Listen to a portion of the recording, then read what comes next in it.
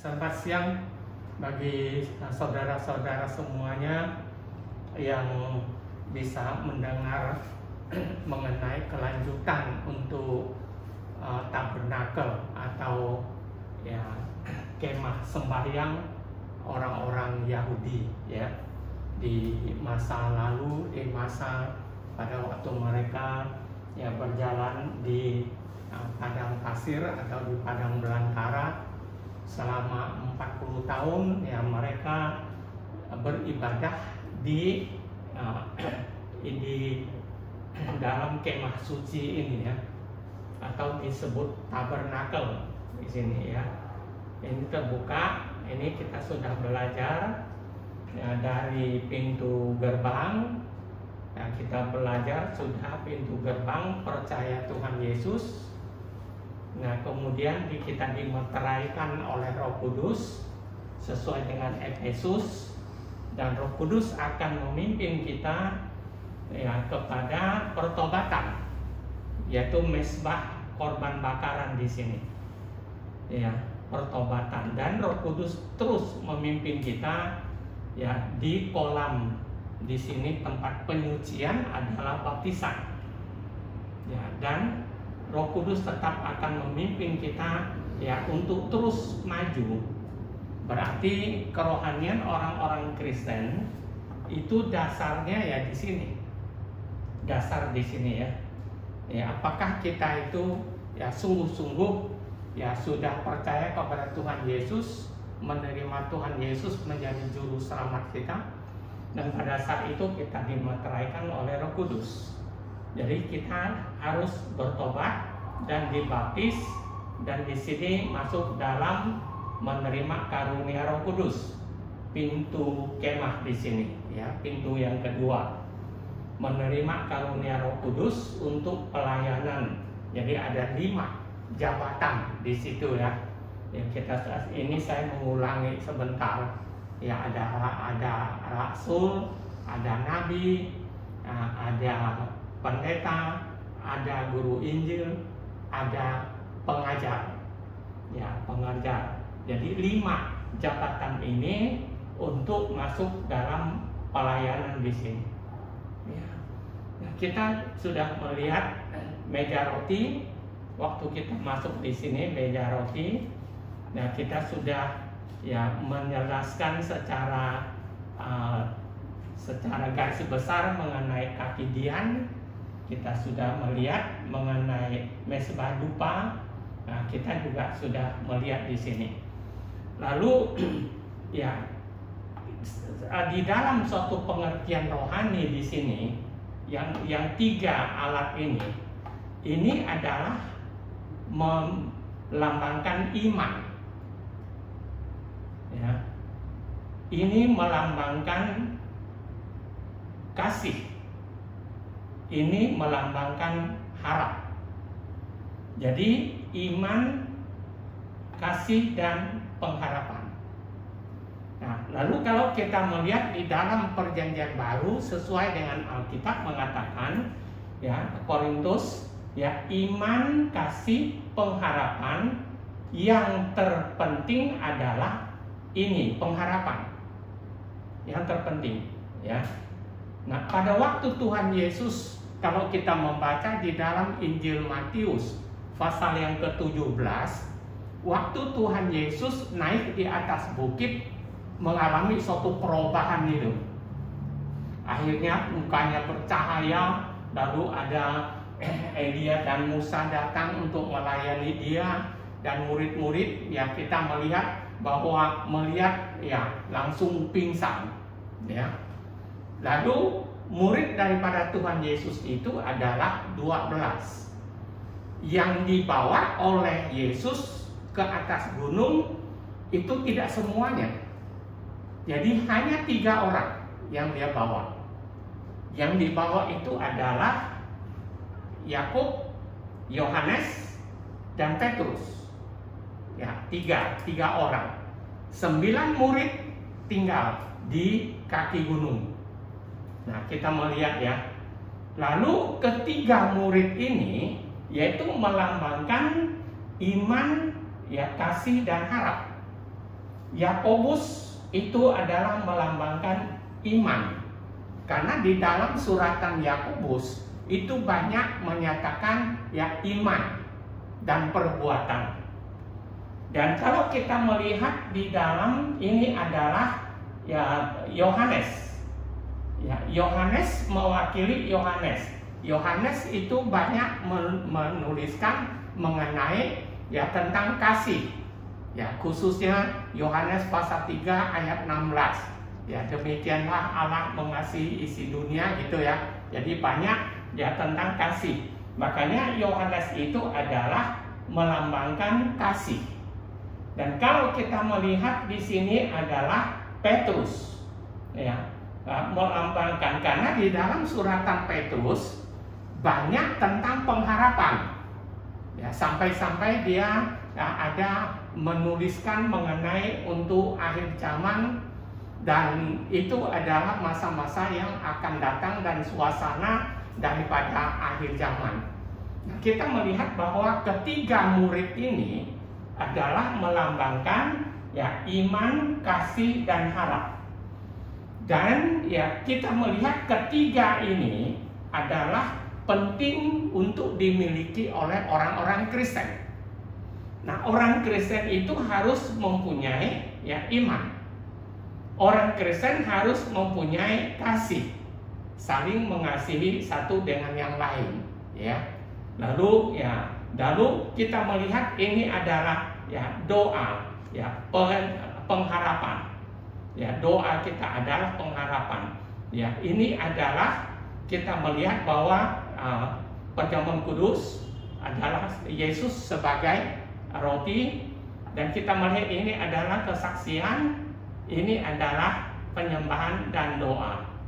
Dan orang Kristen seharusnya itu menjadi orang Kristen yang di sini. Jangan menjadi orang Kristen yang di sini. Nah, orang Kristen itu sepertinya terbagi dalam beberapa bagian kalau kita melihat di sini. Ini ya kosong, ini adalah ini ya. Ini sama. Ya, cuma ini tidak ada surat. Nah, kalau kita melihat di luar pintu gerbang, ini orang berdosa. Orang yang belum percaya Tuhan Yesus. Di luar pintu gerbang. Orang yang berdosa, ya semuanya akan binasa. Nah, orang yang masuk di sini, ini adalah orang dibenarkan. Dibenarkan ya oleh mesbah korban bakaran di sini. Karena setiap orang yang berdosa, mereka harus membawa seekor ya hewan untuk dipersembahkan di sini, bahwa hewan itu mewakili kematian mereka di dalam dosa, ataupun darah daripada binatang itu ya menutupi ya dosa mereka. Makanya di sini dibenarkan. Tapi kita tidak hanya puas untuk menjadi orang Kristen yang dibenarkan, kita harus masuk ruangan suci. Di ruangan suci ini kita menjadi orang yang disucikan. Di sini yang disucikan. Jadi kan ada peningkatan ya. Ada kemajuan, orang benar, orang berdosa, orang benar, orang yang suci. Kemudian kita tidak hanya berhenti di sini.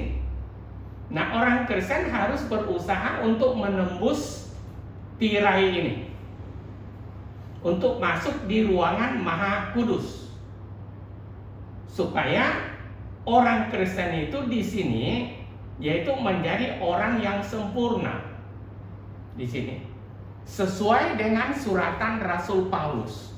Ya, kita harus mengejar kepada kesempurnaan.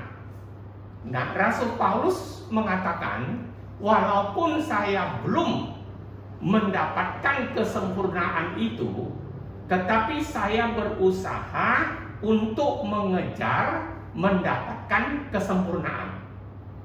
Ya, berarti orang-orang Kristen itu adalah kerohanian orang-orang Kristen itu ada peningkatan di sini. Orang Kristen dibenarkan, orang Kristen disucikan, orang Kristen sempurna. Di sini kesempurnaan ini boleh dikatakan ya kita sudah ya hidup bersama-sama dengan Tuhan. Kalau boleh dikatakan ini adalah ya suasana surga. Ini ya. Lalu ya kita melihat inilah benda-benda yang ada di dalam kemah perhimpunan ini. Ya, di dalam tabernakel. Kita percaya Tuhan Yesus, bertobat, dibaptis, menerima karunia Roh Kudus, lalu kita menerima firman Tuhan, ya, untuk menguatkan iman kita, kita bersaksi, ya, untuk kehidupan kita, dan kita tekun di dalam penyembahan, di dalam ya doa penyembahan di sini. Ini orang Kristen. Makanya pada waktu kita melihat bahwa ya Tuhan Yesus datang untuk kedua kali. Ya, Tuhan Yesus datang untuk kedua kali. Kalau kita membaca di dalam Wahyu, ya, dikatakan waktu ya si ular naga itu, ya, seorang perempuan itu melahirkan seorang anak. Dan ular naga itu mau memakan, memangsa anak itu. Lalu anak itu kemudian dengan kuasa Tuhan dilarikan ke padang belantara selama 3,5 tahun. Lalu ada banyak pengamat berpendapat bahwa itu adalah keangkatan daripada gereja. Tuhan Yesus datang untuk kedua kalinya. Lalu orang Kristen diangkat bersama-sama dengan Tuhan di awang-awangan di sana, gitu ya. Lalu kita melihat, tetapi dikatakan lagi kelanjutannya di dalam Wahyu pasal 12. Kalau saudara mau lihat ya, kita tidak ada waktu untuk membaca. Lalu akhirnya ya naga merah itu ya tidak bisa merasakan, tidak bisa memangsa anak itu. Lalu dia kembali untuk menghadapi anak perempuan yang masih tertinggal. Nah, itu adalah dibayangkan orang Kristen yang tertinggal, yang tidak dinaikkan. Ya, dan kita melihat bahwa juga di dalam Wahyu mengatakan bahwa Tuhan memerintahkan kepada malaikat untuk mengukur kemah suci ini, tempat suci ini, untuk diukur. Ini diukur, dia katakan ya, diukur. Lalu dia melihat halaman ini tidak usah diukur. Halaman tidak usah diukur. Halaman ini sudah diserahkan kepada antikris. Jadi yang ini aja yang diukur, yang ini aja yang diselamatkan. Jadi berarti orang Kristen yang di sini, yang diselamatkan, yang di sini tinggal. Kalau kedatangan Tuhan Yesus yang kedua kali sepertinya begitu ya. Ya kalau saudara, ya saya tidak memaksa saudara harus menerima ya, harus menerima. Tetapi ini merupakan suatu ya pokok pikiran kita gitu ya, pokok pikiran kita. Kalau itu memang ya sesuai dengan pendapat saudara ya silakan. Kalau memang tidak sesuai apa yang saya bicarakan, itu tidak apa-apa, dilewati saja gitu ya. Lalu kita hanya berdasarkan ya Alkitab, firman Tuhan. Di dalam Wahyu mengatakan ruangan kudus suci ini diukur, ya halaman tidak usah diukur, ini sudah diserahkan kepada ya antikris. Nah pada waktu keangkatan Yesus datang kedua kali, keangkatan daripada jemaat, yang di sini diangkat, yang di sini tinggal. Untuk yang di sini tinggal, ya mengalami masa kefisikan yang kedua, karena masa kefisikan itu dibagi menjadi dua bagian. Masa kefisikan yang pertama 3,5 tahun, yaitu sekarang ini. Kemudian Tuhan Yesus datang untuk kedua kali. Dan orang Kristen sebagian diangkat, sebagian tinggal, masuk di dalam masa kefisikan yang kedua. di situ mengalami ya penganiayaan dari ya antikris, nabi palsu, dan juga ya guru-guru palsu begitu ya. Lalu inilah ya lambang atau bayangan daripada pengertian daripada tabernakel. Nah, setelah kita mempelajari ini, kira-kira ya kita introspeksi lah gitu ya, introspeksi diri. Kira-kira kita itu berada di mana? Kira-kira kita sudah masuk pintu enggak? Kira-kira kita sudah sampai sini enggak? Atau kita sudah sampai di sini? Ya, kita sudah masuk di sini. Kita sudah sampai di sini. Kita sudah di sini. Kita sudah di sini dan siap di pintu tirai untuk memasuki ruangan Maha Kudus. Di sini ada satu pintu tirai, pintu pemisah ruangan suci dengan ruangan Maha Suci. Ini tirai ya. Di ruangan Maha Suci di sini ada peti perjanjian. Nah, peti perjanjian ini ya yang saya buka gitu ya. Di sini peti perjanjian ini tutup, di atas tutup ini ada malaikat. Mungkin nanti baru kita lihat gitu ya. Lalu ya kita melihat ini ada di ruangan Maha Kudus. Ini tidak boleh ya sembarangan masuk di sini. Hanya imam besar yang berhak masuk di sini 1 tahun 1 kali untuk menyucikan peti perjanjian. Dia masuk di sini, dia harus membawa darah. Ya, kalau kita melihat darah yang dari mana? Darah dari mezbah korban bakaran di sini. Lalu dibawa langsung masuk ke ruangan Maha Kudus. Di sini darahnya harus dipercikan ke peti perjanjian di sini. Kemudian kemuliaan Allah turun dan berbicara dengan imam besar di sini. Kalau memang ya imam besar masuk di dalam ruangan ini, dia tidak membawa darah, dia akan mati, dihukum oleh Tuhan ya di sini. Dia harus lengkap apa yang sudah dipesankan oleh ya. Lalu ya tirai ini adalah ini tirai ya tirai ini adalah ini dibuka. Nah, di tirai ini ada 2 kerubium, 2 malaikat ya, ada gambar 2 kerubium di sini ya. Nah, kalau kita melihat di sini ya, 2 kerubium ini, kalau kita membaca lagi di dalam kitab Kejadian misalnya ya, yang kitab Kejadian, nah, waktu Adam dan Hawa jatuh ke dalam dosa. Nah, pada saat itu Allah mengusir Adam dan Hawa keluar dari Taman Eden. Lalu di pintu Taman Eden itu Allah menempatkan 2 kerubium, 2 malaikat. Jadi menjaga Taman Eden supaya Adam dan Hawa tidak masuk ke dalam Taman Eden, kemudian makan ya buah kehidupan, lalu mereka hidup selamanya di dalam dosa. Lalu diutus 2 malaikat.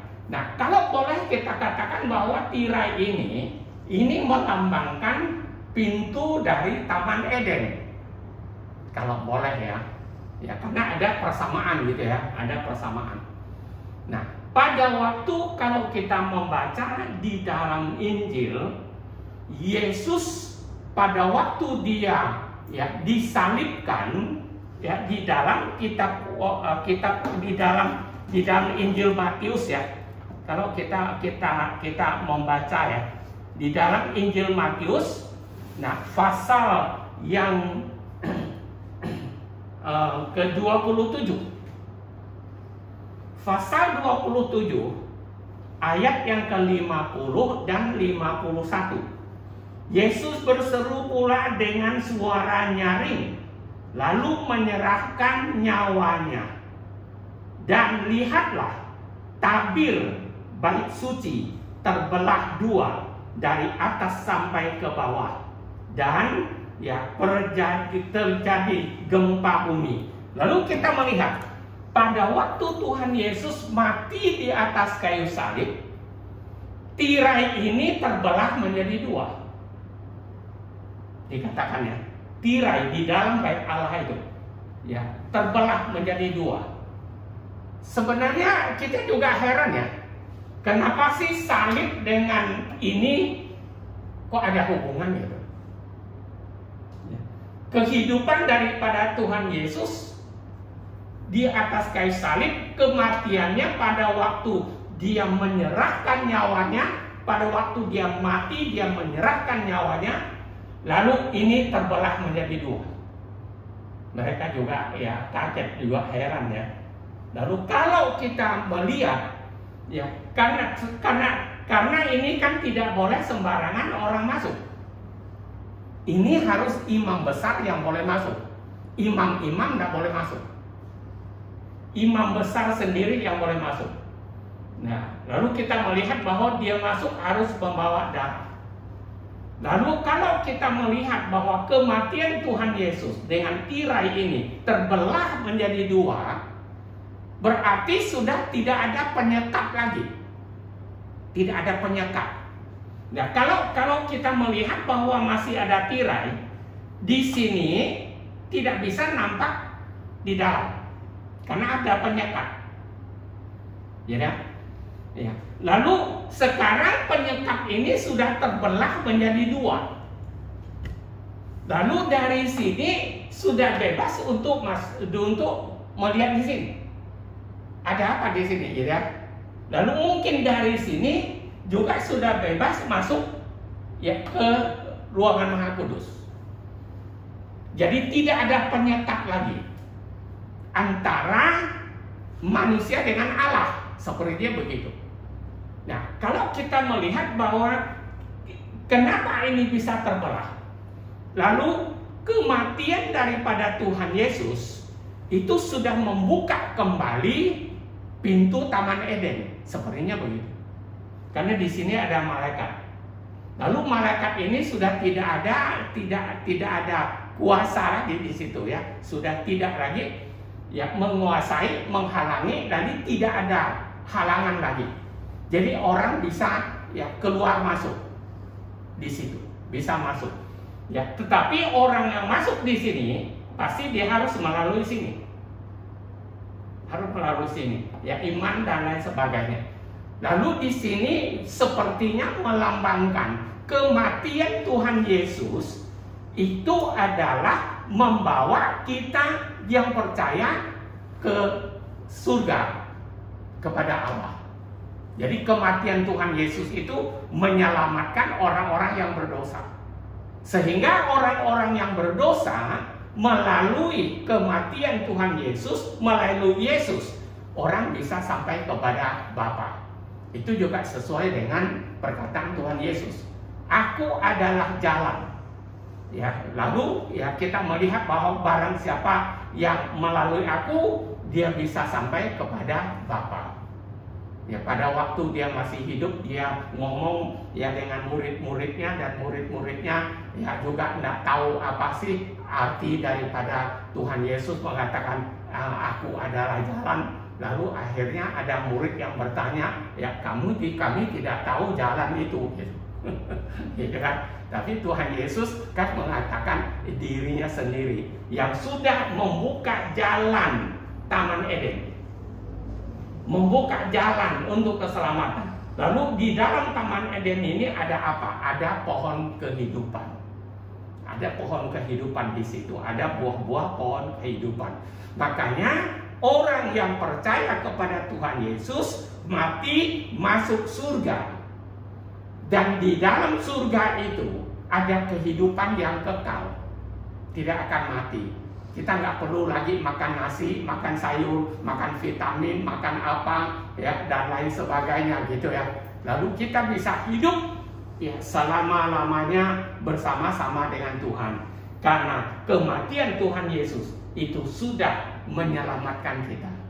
Jadi supaya ya, kalau tirai ini ya tidak, kalau pintu Taman Eden tidak terbuka, malaikat tetap ada di situ. Kita mau masuk, kita nggak bisa. Ya. Lalu melalui Yesus yang sudah masuk, yang sudah menggantikan kita, yang sudah mati, ya menggantikan kita, lalu kita bisa mengikuti Tuhan Yesus atas kematian daripada Tuhan Yesus. Lalu kita juga tahu bahwa dosa kita bisa disucikan karena darah daripada Kristus di atas kayu salib. Nah, kita melihat bahwa ya, dan pada saat ini ya kita sudah tidak ada khawatir lagi ya, dan boleh dikatakan bahwa penyekap ini sudah terbuka bagi kita semua ya. Lalu tapi bukan bagi setiap manusia, tapi setiap manusia yang melalui di sini ya, percaya Tuhan Yesus, bertobat, dibaptis, menerima karunia Roh Kudus ya, mantap dalam firman Tuhan ya, dalam kesaksian, dalam penyembahan ya, kemudian masuk di ruangan maha suci. Nah, kira-kira ya begitu ya pengertian daripada tirai. Nanti baru kita melihat di sini ya ada apa ya, di mesbah, di di peti perjanjian di sini ya. Peti perjanjian ini adalah peti perjanjian yang terpenting karena kita melihat bahwa ya yang utama di dalam kemah suci ini, yang utama adalah peti perjanjian. Itu yang memegang peranan penting. Mungkin ya kita bisa sampai di sini saja ya, dan kita ya berdoa. Terima kasih Tuhan, kami datang ke hadirat-Mu pada saat ini. Kami sudah melihat ya tirai ya daripada bait Allah, pemisah antara ruangan suci dengan ruangan maha suci, karena kematian Tuhan Yesus sudah terbuka untuk kami semuanya, agar kami semuanya yang percaya kepada Tuhan Yesus bisa mendapatkan kehidupan yang kekal dan bisa ya, hidup bersama-sama dengan Tuhan. Terima kasih Tuhan, kuatkan iman kami. Dalam nama Tuhan Yesus kami berdoa. Amin.